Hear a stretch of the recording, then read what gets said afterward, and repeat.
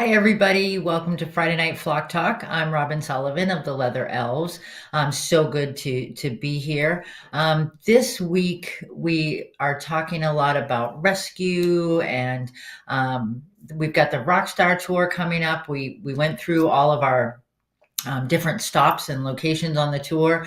We've got the list here of rescues and sanctuaries. I know as of today, we added the Macaw Rescue and Sanctuary with Bob Dawson up in Washington State. So we've got a lot of places that are looking for your help and your support.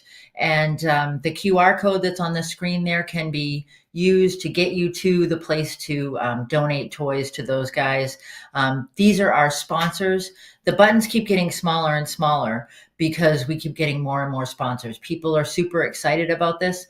A lot of these places are donating product that will be distributed to the rescues that we visit. And then some of these organizations have supported us because we got to get gas for the van, and we got to get the van in the first place. If anybody's got a van that they want to donate, that's, we're more than welcome to take that. More than happy to take that, I should say. But so we've got a lot of great sponsors. These are the boxes. I asked Nick, and Nick put this together for me, and I really appreciate that. Thank you, Nick. You can purchase boxes for at different sizes and different levels. The vinyl level, this is what you'd get if you bought small, medium, or large. There's the gold level, and gold, small, medium, and large. It just kind of increases as you go up the vinyl, the gold, what you get in each package. The platinum, small, medium, and large, these are what you get in those packages. And then the Grammy. And it's, a lot of toys. When I was talking to the Macaw Rescue today, we were talking about we can do them with natural wood if that's what the facility prefers. They just need to let us know. But that QR code will take you where you need to be. So a lot of talk about rescues. Tonight, we're going to talk about what I like to call the day the stars aligned. Doesn't happen all the time this way. But my two guests tonight are Jay LeBow and Chris Murdoch of the Bird Brains podcast. Hi, guys. How's it going? Hey, Robin. Hey. Hi, Robin. Doing good.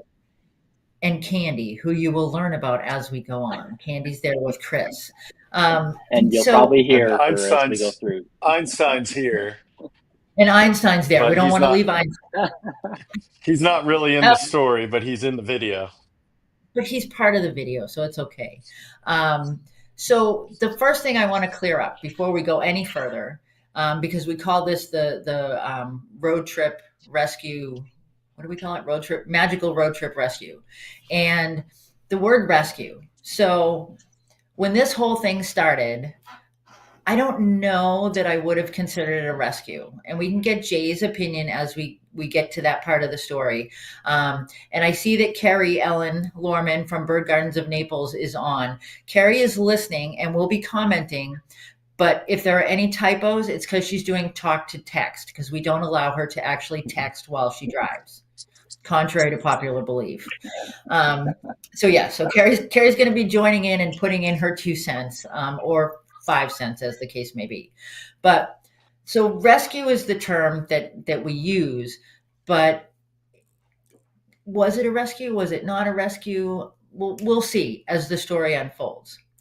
So I'm going to start, and then we're going to go to Jay, who's got the next segment of it, and then Chris, who's got the final segment. But it's not the final, it's the next segment. So we were driving back from Parrot Festival, not in the snow this time. For those of you that know, it was, it could have been snow, it could have been nice, it doesn't really matter. It was driving from Houston to Naples, Florida. And we're in Carrie's car, and the phone rings. She answers at Bird Gardens in Naples. Carrie speaking. And this woman says, "My friend passed away last night, and this blue bird has to go." Okay, bluebird. Well, those of you that can see Candy right now, sort of bluebird, but you never know. So this bluebird's got to go. Well, okay. How did you find Bird Gardens of Naples? And this is lesson number 1 for anyone who's doing any kind of rescue.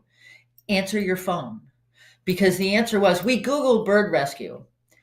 when you find out where this bird was versus Naples, Florida, not the closest rescue, definitely not. But Carrie answered the phone. So, okay, so it fell in our lap.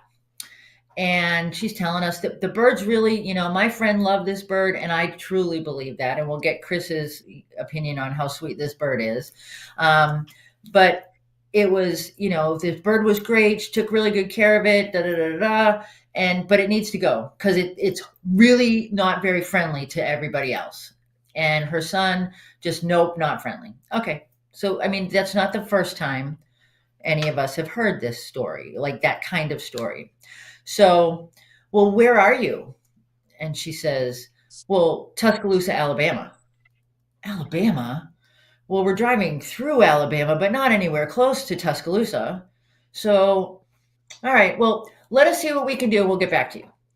Hang up the phone. Well, what are we going to do, you guys? We can go home and go to Naples and then go back, and it's going to be a couple days.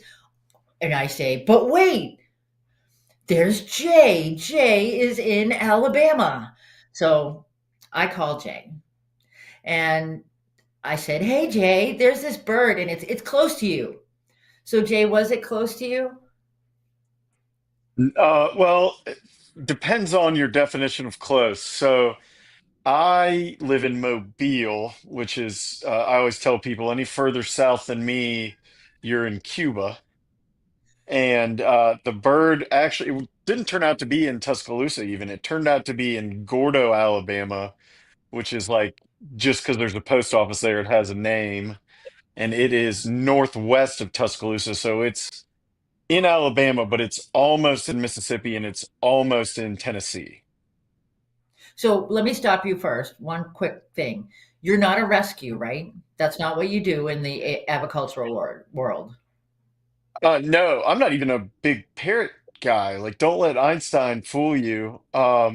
Einstein's the biggest bird I've ever owned by maybe 100 or 200 grams. Before this, the biggest bird before Einstein was a cockatiel.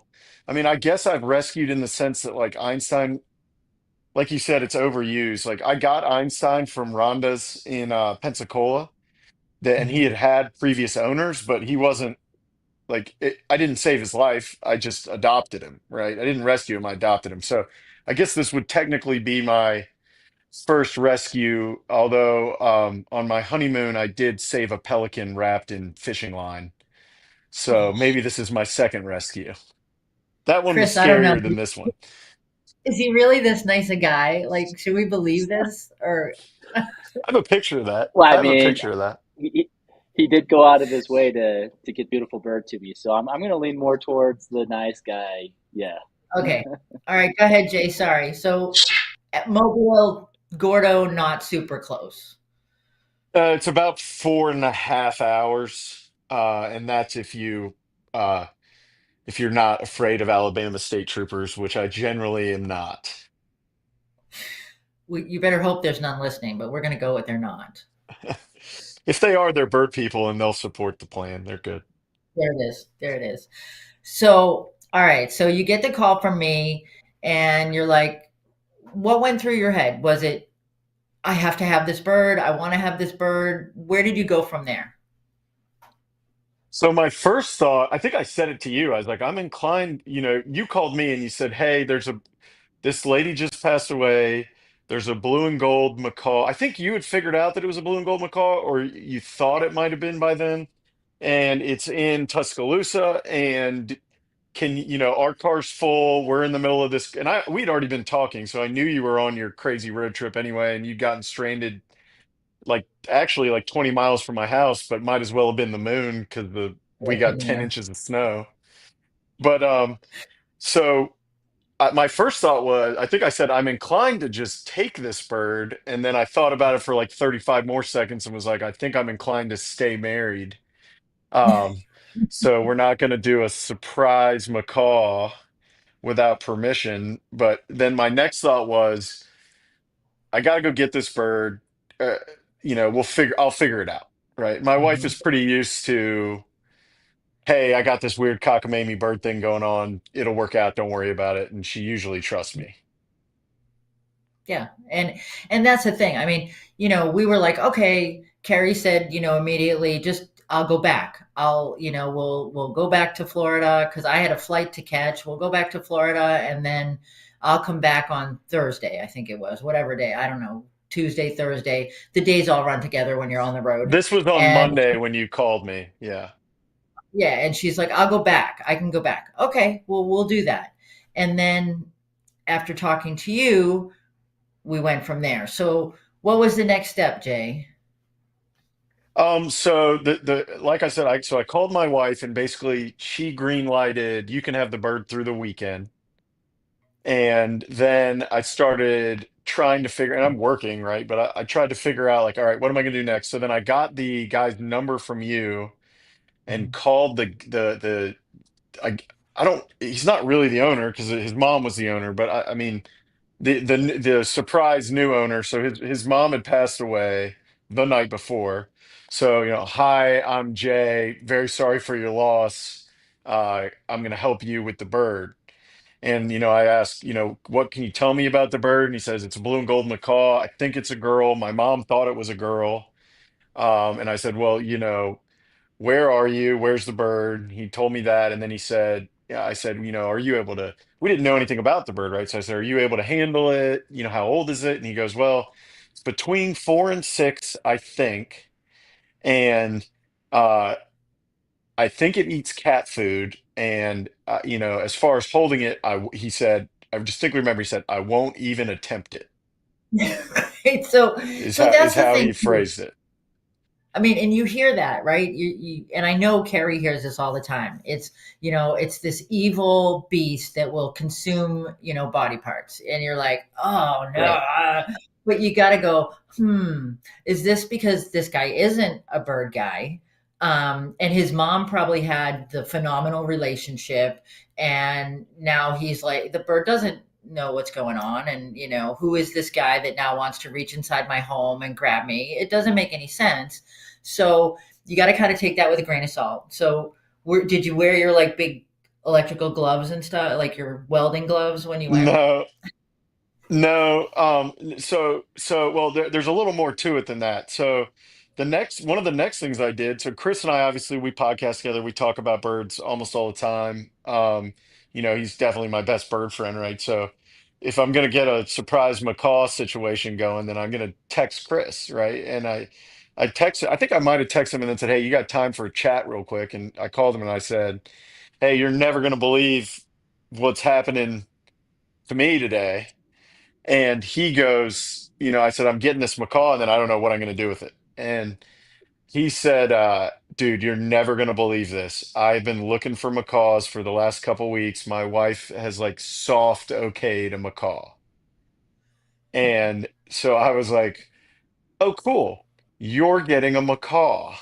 So, so we started Hey. there. So, and then the next thing I had to do was figure out how to ship a macaw, right? So I've shipped plenty of finches, some real small hookbills like borks and teals and stuff like that, but never had I shipped a bird even close to macaw sized. So my only previous experience with macaws is actually in high school. I helped hand feed a blue and gold, but that was 20 years ago almost. So I'm like, I'm calling the I called y'all back. I called you and Carrie Allen back, and y'all had advice on how to do it. And Mhm. uh, got Buddy Waskey's number. I didn't end up calling Buddy because I had seen like large shipping crates before. I figured I could figure that part out.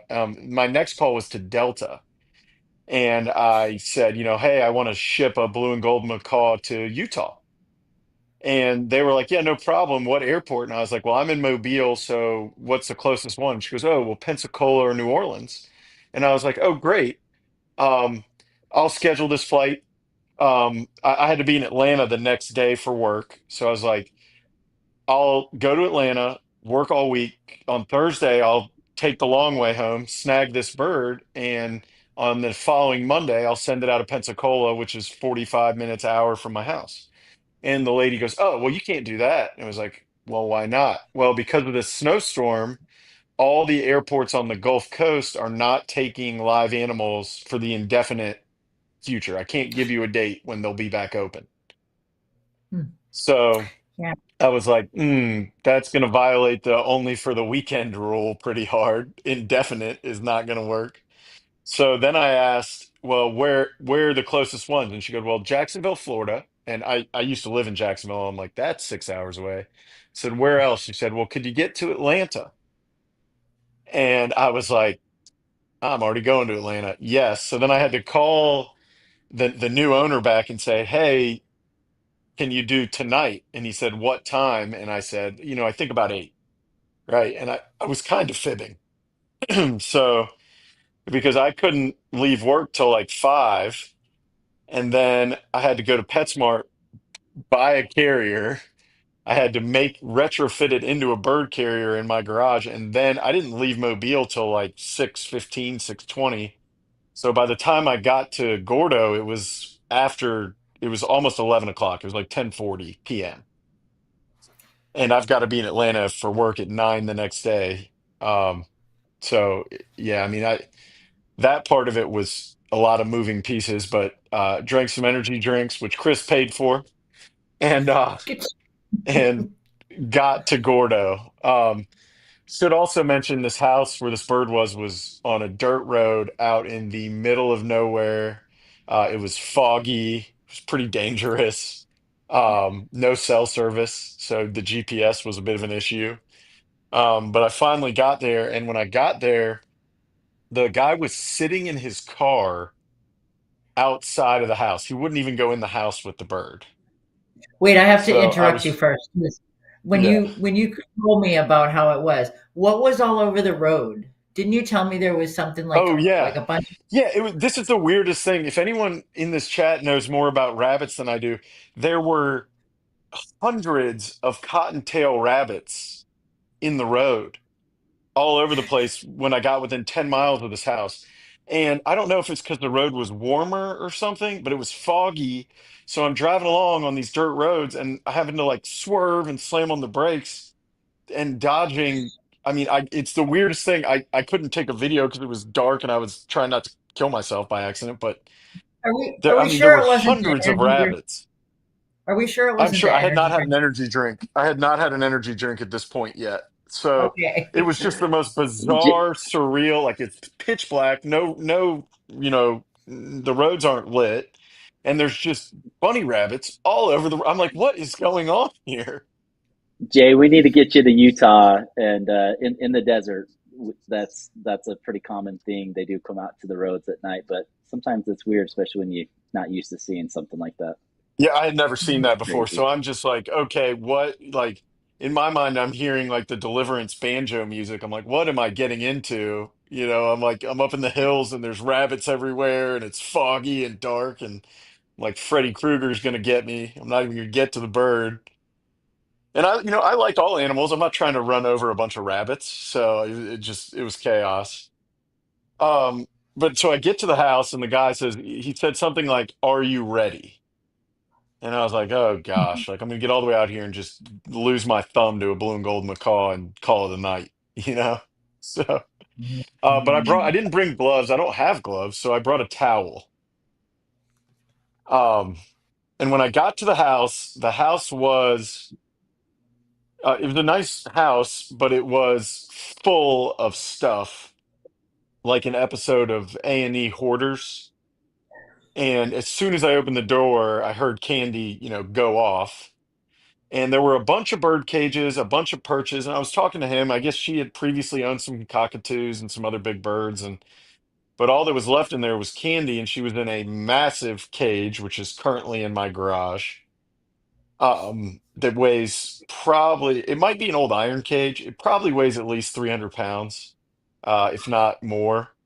It's on wheels, but it's 6 feet tall, 4 feet wide, and 3 feet deep. I mean, it's massive.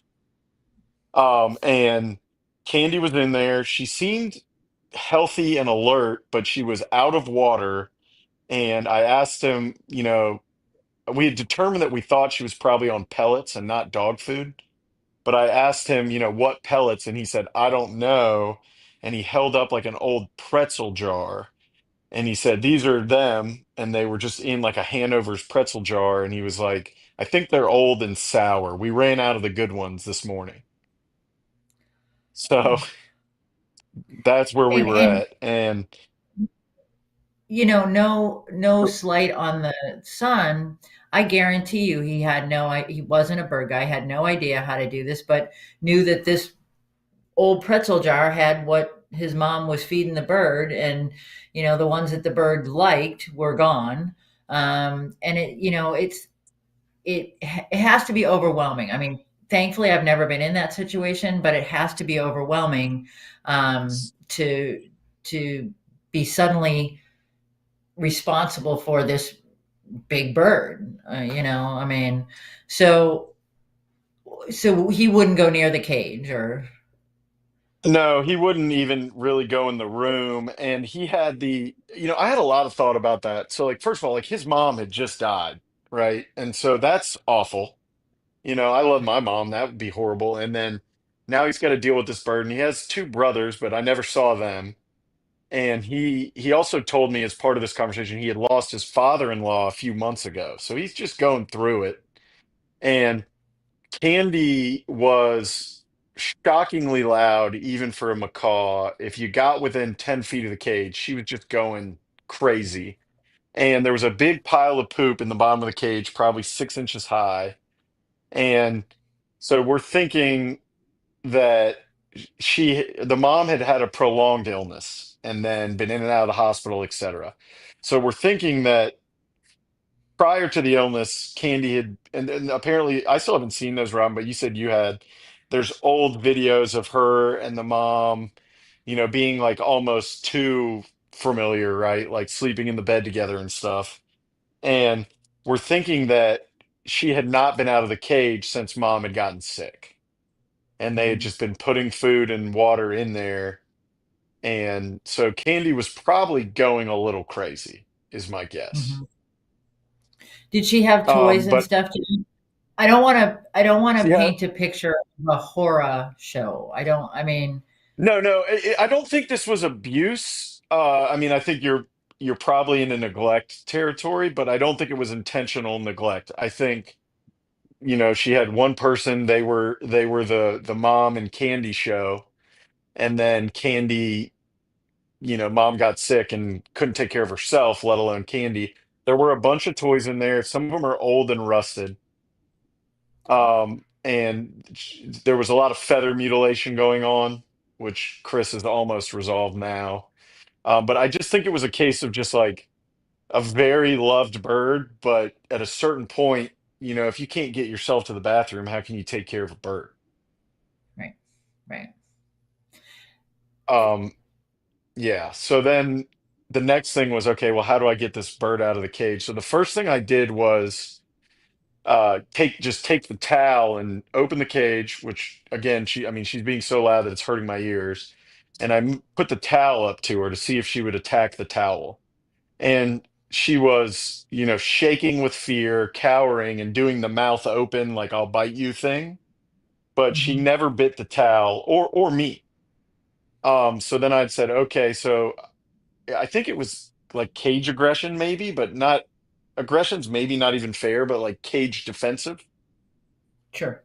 But I was able to use the towel and then a broom that was there to really gently.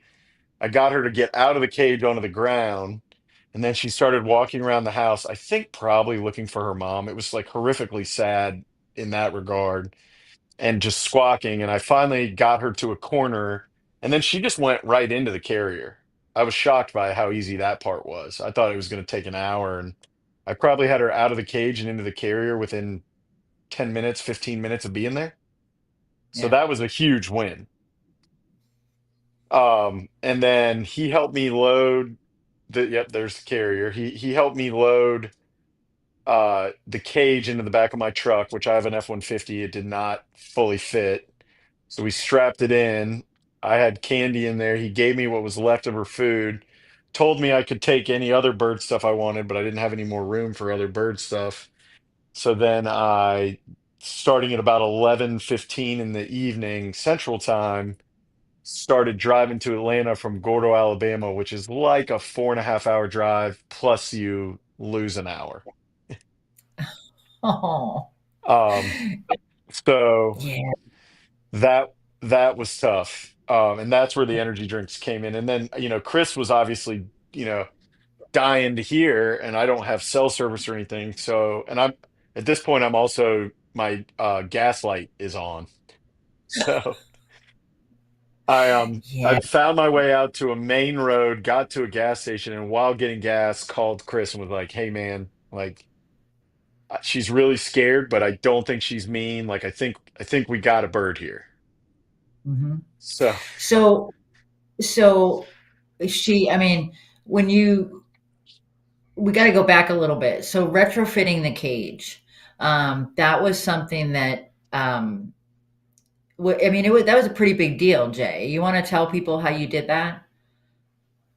yeah, so went to PetSmart. Well, and as part of the Delta conversation and then talking to y'all, I had a good idea of what size I needed to get and what needed to happen to it. So I bought like I guess it's a dog carrier, but like in my mind, it's almost a cat carrier. Like I think it's 24 inches long, uh, 18 inches wide and 20 inches tall or so.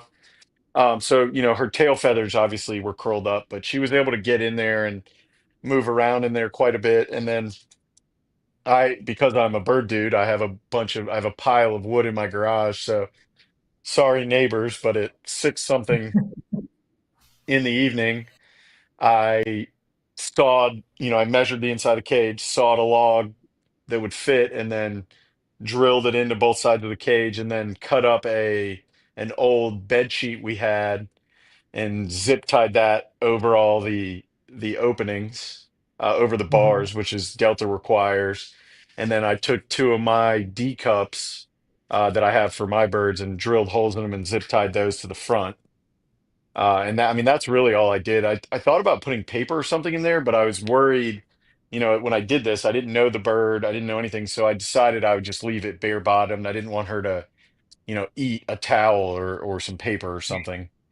Um, I didn't, so I just did the best I could in as fast as I could so that I could get to the bird. And luckily I'm handy, and I mean I build all my own bird cages and stuff. So that part of it wasn't super easy, but I figured it out. So, and how about dealing with Delta? We hear good stories, we hear horror stories. How was it? How easy was it to Well, do, or so how difficult? so there's a piece in here in the meantime. I want to shout out my mom because so my mom has a degree in biology, loves animals, and she's why and birds, and that's why I do too. So a whole other part of this was calling my mom and saying, "Hey, remember how I'm spending the night at your house this week? Guess who else is coming? I'm bringing a, semi-tame blue and gold macaw, and I'll be there at 4:45 in the morning. And, you good with that?" And God bless my mom. She just said, "I'll turn my phone on loud. Call me if you need me. Call me when you get here." So that worked Shout out! out well. So I got, go ahead. I said, shout out to mom. Yeah, yeah, That's she huge. rocks. I couldn't have done it without her. I mean, there's a whole bunch of people I couldn't have done it without. So the next day so I got Candy. I put her in my mom's basement bathroom and got her food and water set up, which she drank a bunch of water, so I gave her more and then, told her good night. And the next day went to work like there wasn't a giant bird in my mom's bathroom. Just checked on her. She seemed fine and went to work. And then that evening, got back. Chris and I kind of made our final plans because originally, I told Chris, "Hey, the following Monday you're getting McCall," and then now it's become. I think our original plan was the next morning, but Yeah. so like I would have gotten to Atlanta at almost 5 a.m. and gotten to Delta at 7 or 6:30 a.m. And by the time I got to Atlanta, I was like, "Chris, there's no way that I can take this bird to the airport in an hour. Like I'm gonna die." So we put a whole extra day in there, and then I had to call Delta, adjust the shipment date. But that part wasn't that hard. The over the phone part, I expected normally when I talk to people and say like I'm going to do something with a bird, people look at me like I'm a crazy person. And the Delta Pets hotline or whatever they have was The lady was just like, yeah, okay, macaw. Like she deals with it all the time. So that was actually pretty impressive. Okay. But so now Wednesday morning, I got to the Atlanta airport pet cargo terminal at like 6:30 in the morning. They act like everything's normal. I've got to go through the metal detector. My belt sets off the metal detector, so I've got to put candy down. I've got to halfway disrobe, go through the security, which was I don't want to talk bad about Delta, but I could have been more impressed. Um, and then we get back to the actual check-in process, and they're checking her in. They even put her through the X-ray machine, which that part stunk. So it's a giant X-ray machine because it's for all their large cargo. So like you could almost drive a car through it. And when they put Candy on it in the crate, they put her on like this pedestal kind of thing. Well, it's an X-ray machine, so those black curtains that hang down are made of lead. And so it knocked her in front of me, but at like 30 feet away where I couldn't go, it knocked her off the pedestal and she just fell like 2 feet down onto the conveyor belt. And so by this point, I agreed to do this basically because I thought it would be fun and a cool story. And by the time Wednesday rolls around, I'm like, I love this bird, and like Chris had said, I'm officially her godfather. So like in my mind, like this is my bird now. And I'm like, I didn't even want a macaw, this whole thing. And like now I'm like so attached to this bird that I'm like in tears. And I'm not a crier. And so I ran past the yellow do not cross line to check on her, and the guy yelled at for that. But I think it also caused the Delta people to realize like this guy really cares about this bird. And the Mhm. next little hiccup, I think it saved me. So there was another person there shipping a chipmunk to a zoo in Wisconsin, and they get rejected in front of me for like paperwork problems. And that lady's all upset and she leaves with the chipmunk. And I'm like, oh, here we go. I'm going to get rejected too. And I'm live texting Chris, and it's like 5 a.m. in Utah or 4 a.m. in Utah. I woke him up at one point. I don't know. What time was it, Chris? The first time you had called me, it was like 4:15 my time in the morning. Yeah. So sorry about that, but trying to figure it all That's out. okay. So It was worth it. you, you, you got more sleep than I did. But, so we, so then we get all the paperwork done, and I've even texted Chris like, okay, they're gonna take her, and they're like, yep, you're confirmed on the flight, no problem. And they're like, hey, do you have your letter of acclimation? And I was like, my letter of what? And they're like, it is gonna be when she lands, it's gonna be 40 degrees in Utah, and it's a new Delta policy that for birds that you have to have a letter from a veterinarian that says this bird can survive below 45 degrees.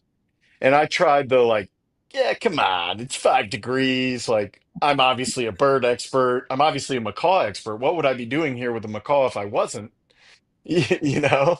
And they were like, yeah, you need a vet letter. So luckily, and I'm not gonna, you can have my water. Luckily, I'm not going to, and I'm not going to give his name. I have a veterinarian friend that he's not a bird vet, but he does occasionally have somebody bring in a bird emergency or something, and he he and I will consult each other. Like last year, I had a finch that came to me out of the shipping container with a broken femur, and I was able to repair that. Like we consult. He's kind of my I do most of my own veterinary stuff. I have a great avian vet here, but for the finches, there's most of the stuff I do in house. And so he said, I called him and I said, "Hey, I've got 20 minutes." And he knew nothing about this. Like, I've got a blue and gold macaw. I'm rescuing her. I'm at Delta. It's like 7:15 in the morning his time, and I need a letter from you for a bird you've never seen or even knew about until this phone call that says this bird is healthy enough to travel to Utah, and I need it in the next 20 minutes. And he said, "Well, I don't even have my letter like updated or anything." I said, Delta has told me what to write. They want it to be as simple as possible. I have my computer with me. I'm going to type up a Word document, and the Word document literally said, my name is Dr. So and so. This blue and gold macaw can survive in temperatures below 45 degrees Fahrenheit. And I emailed it to him. And by the way, he's on the way into his clinic first thing in the morning to treat the overnight emergencies. Vets show up in the morning and all the wonky stuff that's happened at night, they got, first thing in the morning, that's all waiting for them in the lobby. So he Mhm. goes, "You got to get it to me fast or I'm going to be in surgery." So I typed this up in front of the Delta people, emailed it to him, and then I'm just sitting there waiting for like 8 minutes. And like the deadline at this point, I think the deadline, it's like 8:30 in the morning by this point, and the deadline for Candy to get on the plane is 8:30. Finally, at like 8:34, I'm just like, okay, I'll have to come back tomorrow. But I have to be at work at 9, so I don't know what I'm going to do with this macaw. I don't have time to take it home. So my best friend lives right near the Atlanta airport, so I called him. He has a newborn baby, he has a 6-week-old son, and I was like, "Guess what you're doing today? You're babysitting a macaw." And he was like, "Can we at least see how it'll be?" I was like, kind of no, like you're taking the macaw for the day. But then right then, my phone dings and there's the letter. So I turn around and I'm like, "I got the letter. I got the letter." And the Delta people were like, "Oh, well, we missed the deadline. Well, maybe we can get her on the next flight." And then the manager who has seen this whole thing go down from, across the lobby comes over and he says, "I got this." And he overrode the Delta system and gave me the extra 5 minutes. And I didn't even get to say goodbye to Candy. They were like, "She's going right now." They put her in one of those airport cargo trailers and she went to the plane. Wow. And so then I'm just sitting there like I'm still filling out some of the paperwork after they've already taken her to the plane. I'm like, this can't be allowed. Like I'm like signing like the security thing saying she's not a bomb or whatever. And I'm like, they've already got the bird. What in the world? So and then I'm like, okay, I got to get to work. So as soon as they're like, you can go, good to go, I run, jump in my car, and like literally putting on my belt back on at the stoplight and just crying happy tears that for this whole saga that, my family, I was keeping them updated in the family text and they're cheering, and it's just like I just meant this to be like a fun bird adventure and it turned into this whole saga. And I feel like I saved her. I do. I mean, it You was did, fun, and the but it was the fact that you managed all this, I mean, I've got people on here who, like Jody, who deals with shipping macaws on a regular basis. I hate dealing with Delta, and it's what you did was no simple task. I mean, it probably felt like a lot while you were in it, but it's even bigger than what you really know. So thank you. Um, so fast forward, the plane goes to Utah and makes it. And what happens then, Chris? Well, Jay was anxiously awaiting, so he was calling me before I even got to the airport. Hey, I think it's landed. Are you there yet? But no, the I was anxiously awaiting as well. I was, technically working that day, and I couldn't stop thinking about it. And I finally just told my wife, I'm going like 2 hours early because I want to make sure I can get I've never picked up a macaw at the airport before, and I want to make sure everything goes good. And on the way up, I had picked up a couple bird stands and things that I can train her with and whatnot. So, but yeah, we got to the airport. Everything went good, and I get there and I'm like, hey, I'm here to pick up a bird, and the lady didn't seem to be super thrilled with her job that day, and she just kind of looked at me and she's like, well, do you have the flight ID? And I was like, no, I never picked something up there. So I'm calling Jay, hey, can you send me the flight ID so I could get her the information? And she's just staring at me like, hi, Candy, hi, hi. She's just staring at me like I'm a bozo that doesn't know what he's doing, which I really didn't. And anyways, Jay gets me the flight number, give her the information. She walks back, pulls had already been there. She pulled her right in, said she'd only been waiting there for a few minutes, which was great. And it was all heated. I mean, it was a cold morning there here in Utah, but she spent very little time out in the cold, which was great. And she brings the bird over in the crate, and I'm pulling down the cloth that Jay had put in there just to make sure she's alive. And the lady's like, "So what's in there?" And right then Candy squawks, and she jumped a foot back and was like, "Is that a macaw?" And it's like, "Yeah, it is a macaw, actually." And so then the five other workers there come run over, and they're peeking through the cage, and Candy was in great condition and definitely scared. I mean, she just got overnighted into put into a different cage and overnighted on a plane, and went through some pretty big changes, but overall very active. She was happy and healthy. And we got in the car, and on the ride home, I had her in the front seat with me, all seat belted together. And there was a few trucks that could see into my car, and you could tell they were wondering what in the world is in this dude's front seat belted in, this ginormous dog carrier. I pulled down the cloth on the side so she could see me on the drive home, and I could tell she was pretty nervous. So I didn't say much. I turned on the radio on the way home, and Bon Jovi, "It's My Life" came on, and she instantly started dancing. I mean, she was going up and down in the crate, bobbing her head, having so much fun. So that was really cool. I think she really enjoys music, and I was worried. I've got four little kids. My house is anything but quiet, and I was worried that she'd be coming from a really quiet environment to chaos, and she loves it. She has adapted really well, and loves it. But the funny thing, Robin, before I share these last few days with her, which has been awesome. Truly, it has been. And I think we're saying it's a bird rescue. For me, it's a bird miracle. I think I've always wanted to have a large bird. I've had birds my whole life. My dad had them. I've never had a time in my life where I've not been around birds. Mostly the smaller hookbills or your finches, your passerine finches. But like Jay said, I had a few weeks earlier talked with my wife of like, would you ever let me get a macaw? Like, everyone knows a hyacinth macaw. That's my favorite bird. It's the logo on my channel. It's the bird that I've always aspired to, and my kids know it. I mean, they always talk to me, "Dad, are you ever going to get a macaw?" And so we were talking about it with my wife, and my wife does not love animals, which she must love me a lot because she's got a few hundred animals out in the backyard, and she really does put up with me and does a good job.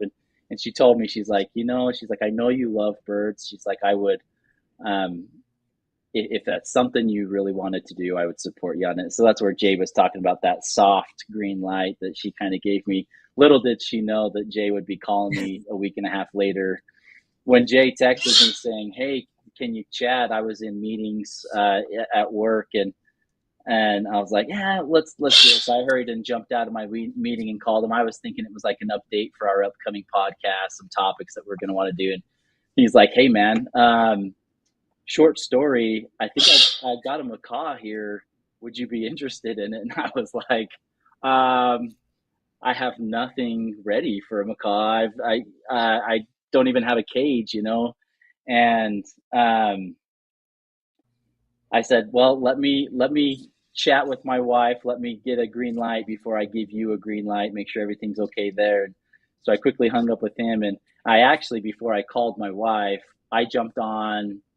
We have a local. It's kind of like a local Craigslist. It's called KSL here, and I jumped on looking. I was like, "Man, maybe there's someone that's selling a big cage that I could try and get to, at least temporary, to get this macaw." And literally 20 minutes before, someone had posted the cage that you see here for free because their blue and gold macaw had ended up passing away of old age, and they were getting rid of the cage. And I called up this gentleman and said, "Hey, I actually am potentially getting a blue and gold macaw. I would love your cage." And he just got tears in his eyes, and he was like, "That's exactly what I would want." He's like, "Nothing better to bring that to your home." And so So that helped me to convince my wife a little bit more, saying, hey, I've got an opportunity for a bird to come.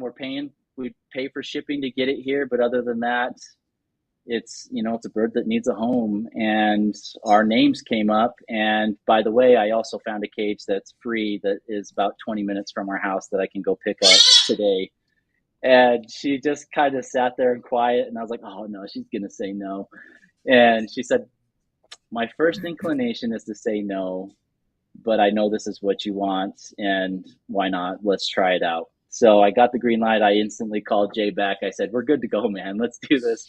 And those next few days they seemed like 2 weeks waiting for Candy to come. I was really excited and went and got some supplies and stuff that you can kind of see there in the back, and some toys for her to make sure that she's coming to a good, open, and inviting home. Where our room, we've got a big window here in the daytime, so it's really light and whatnot. So I just was super excited when picked her up at the airport. We brought her home.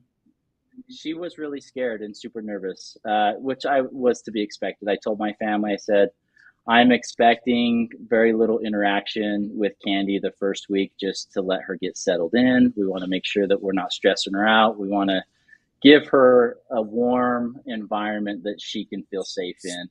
And by the second day, my wife was holding her, petting her, playing with her. She prefers women, which makes sense, right? She had a female owner, and I doubt there was very many male figures in the home constantly or consistently. So she did not like me or any other male that came in to try and talk to her. I'm giving live updates, daily updates to Jay, saying, I'm going to change that. I'm going to build some trust with her and build a relationship with her. I actually was really happy that she liked my wife, because my wife was the one who needed convincing. And so it was nice that she's letting my wife be the one holding her. And she really does. She truly, when my wife comes in the room, it's like this, but I'm going to fly off the cage for you to hold me because I want to be with you. It is really cool. And yeah, there's an awesome picture there. That was the first day right there. So on day 4, I was able to get her to let me pet her. And so that's me building some trust and some relationship with her. I spent many hours the first few days just doing some target training with her, giving her some treats, just building that relationship. And I think she had a good home, Robin. I think she is a socialized bird. She has a really large vocabulary. She says a lot of words. And usually it's when we leave and she says quite a few of these words to get us to come back into the room, which is great. I'd rather be that than squawking really loud. So, so she's got a really large range of vocabulary. She does step up. So I think her owner did love her and take care of her. I think just unfortunate events with her health is what put Candy in this situation. And I'm just super thrilled that we were able to get her here. And she was, the first few days, she was chewing through her feathers pretty quick. Unfortunately, I think just stressed from the travel, new environment, new people taking care of her now. And these last 3 days, I haven't seen her shred any feathers. And I think she's back to her normal preening. She is molting right now. So she's let me get a lot of the pin feathers off of her head for her on her forehead. That's my wife petting her. She just instantly lowers her head when my wife comes in the room, like, please pet me, please play with me and hold me. And so I'll have tears in my eyes when she does that for me when I walk into the room. But she's getting better every day. It's kind of like, I don't know if you've ever seen, Robin, 50 First Dates with Adam Sandler. That's kind of what it felt like with Candy the first 4 days. I would make some good progress. We do some training. I'm giving her treats. She's settling down. She's getting relaxed.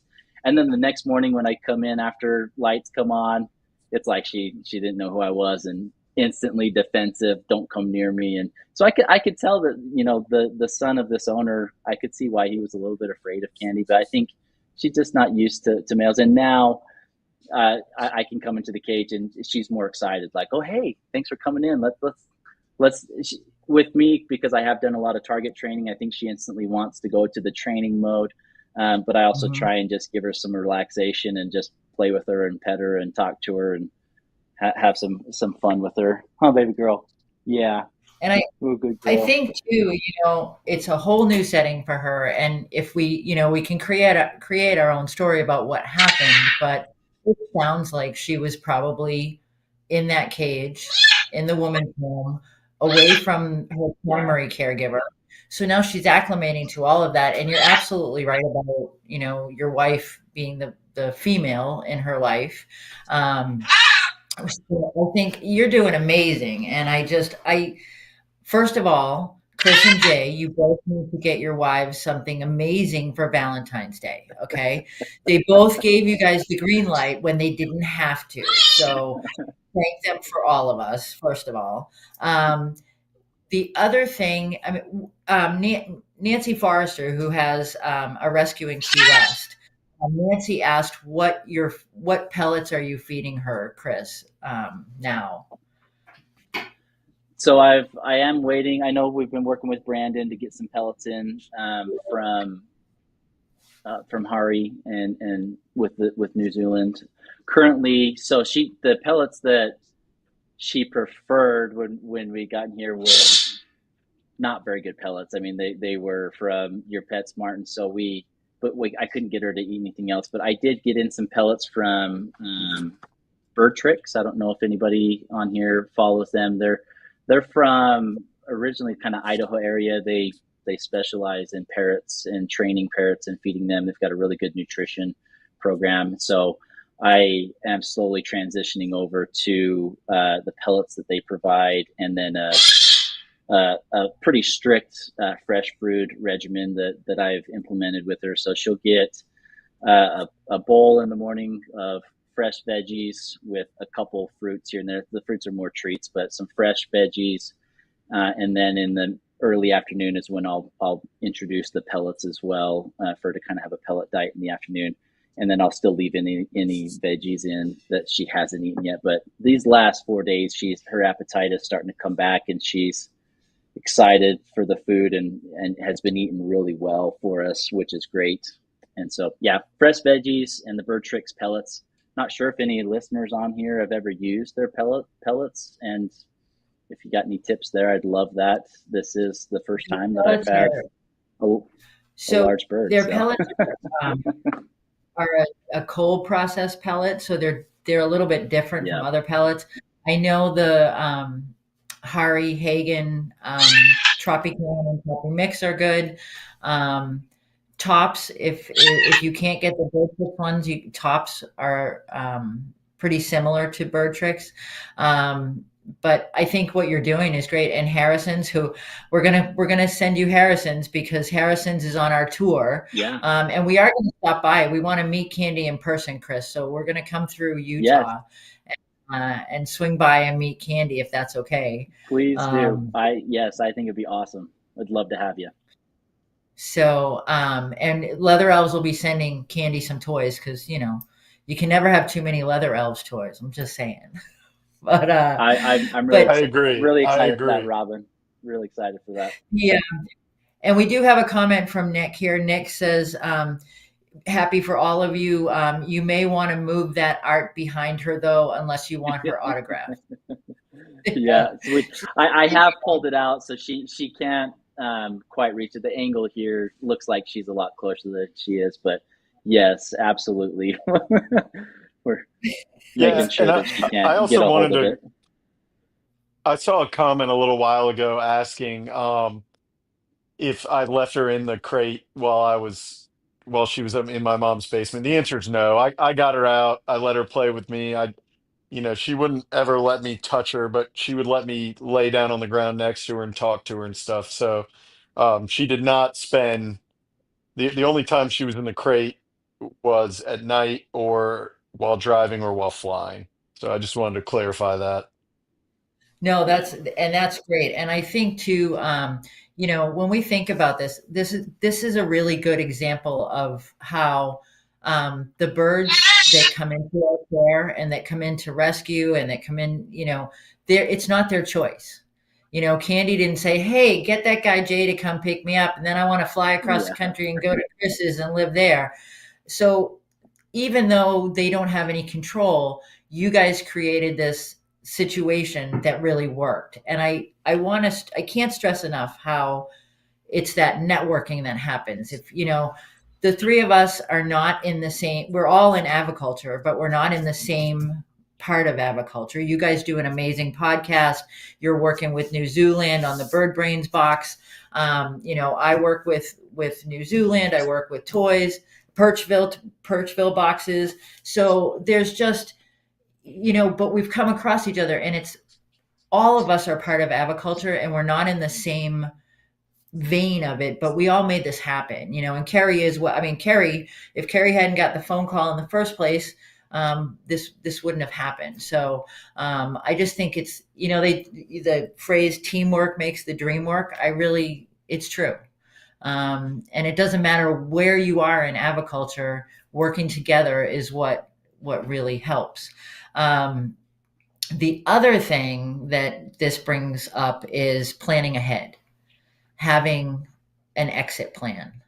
Candy's mom may have thought she had an exit plan. She may have thought that her son would take this bird, or her friend that called us would take this bird. I do you. So you guys both have aviaries. Do you have a plan for what happens if something, God forbid, Well, happens to either one? ours are each other, which is nice. So Yeah. we already share birds. We already have the very similar setups. We're really Chris is really my bird brother. So I've had the conversation with my wife. If I get hit by a train tomorrow, and Chris and I have talked about it, vice versa. If Yeah. Chris's wife calls me and says, hey, Chris got hit by a train yesterday, I know what to do. I'm going to Utah and I'm bringing a bunch of bird boxes and I'm sending myself back a bunch of birds. And, if when his kids get a little older and they say, I want birds back, sure. But we're lucky. I think a lot of people, I mean, we're, we're like the, in the, you talk about you and I are in different veins. Chris and I are in the exact same vein. So I guess now I would have to get a macaw too. But if Nicole knows how close Chris and I are, if something happened, Candy can come in. That's my god bird, right? She can come here. That's Yep. the original Yep. intention of That's right. godparents. So Mhm. that's our plan, and ours is maybe a little bit harder than if you have like just one big bird. I mean, you just talked about what we went through just for Candy. I've got Mhm. 131 birds right now. Right. Right. And Chris, I think, has a little bit more than that. So, Yep. um, realistically, probably Chris also has two brothers that keep birds. So realistically, we'd probably have to all coordinate uh, together to get something like that figured out. God forbid, but as far as I know, Chris is healthy, so I think we're okay. Yeah. But that's our plan, right? And we're lucky to have that. And I mean, I think that's maybe a really good solution for most bird people. You go to AFA or talk to somebody, you find somebody close to you that is, Mhm. playing in somewhat the same game you are and say, hey, if something ever happens to me, you're my bird person, right? Yeah. And And Deb I says think, pet owners and breeders need plans, because sometimes pet owners assume that family will take them. Not necessarily. right. Breeders as well. You've got big collections. They need to go somewhere. And the reality of it is, most of these birds are going to live longer than us.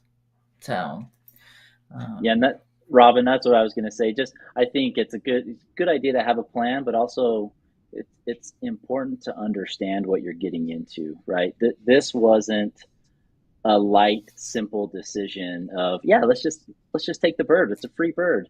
No, it was a deep conversation with my wife saying this is a bird that is loud, messy, can bite your fingers off, and lives a very long time. Is this something that we are sure we want to get into? Because I want to be in it for the long haul, long term, right? And give her a long, steady life here with my family. And so taking that into consideration. Yeah. Jay, Do you like being? Yeah. Nancy says she has a big bird for you. So just in case. Nancy, we should, I think she means bigger than I'm that. good. We should probably just hold off until after Valentine's Day, Nancy. We want him to still have that lovely wife who will N- give him the green light. So, Nancy, uh, I've got I've got 3 kids under 5. I've already got 131 birds, and my wife was all state in 2 sports. She can fight. yeah. Smart man, smart man. Um, Terry says there are no free birds. They always end up with an investment, um, be it emotional, physical, or monetary. And I think that's so true. But having a plan, All of the above. cooperating with all avenues of aviculture, working together. That's why when we do the rescue tour, we try to include breeders. We go to facilities that have big collections. We go to rescues, sanctuaries, whatever term we may, people may use. So I think it's all about working together. And I want to thank you guys for joining me tonight, and thank you for giving Candy a beautiful home. I think that's what it's all about. And it doesn't always happen this way. Chris had the conversation with his wife. Jay called Chris and said, "Hey," Chris said, "Oh my, we've been thinking about this." I called Jay because I knew that he was in Alabama and I knew that he was a bird guy. I was with Kerry because we were going to, we were coming from a conference. So it all fell into place just the right way. But the in the chat is the link to you guys' podcast, right? The Bird Brains podcast. These guys are doing really cool stuff that you should tune in and listen to what they've got to say. So, any last words? Thank you. Thanks for I having mean, us. We love sharing this story. Thank you. yeah, I think Oh. birds rock, right? At the end of the day, that's what I always come back to. It doesn't matter big, small, in between. Um, if there's a bird. We talked about this on our podcast a lot. There is a bird for you. If you're watching this and you're going, man, I can never do a macaw, Yeah, or I couldn't do an eclectus. Have you heard of the zebra finch? I mean, there is a bird for you. There's a bird for every person, and they're all awesome. I've never gotten a bird and thought, this one's a dud. No, I love them all. right. Same. So what those of you at home don't know is finches are a gateway drug. Just saying. This is very true, Robin.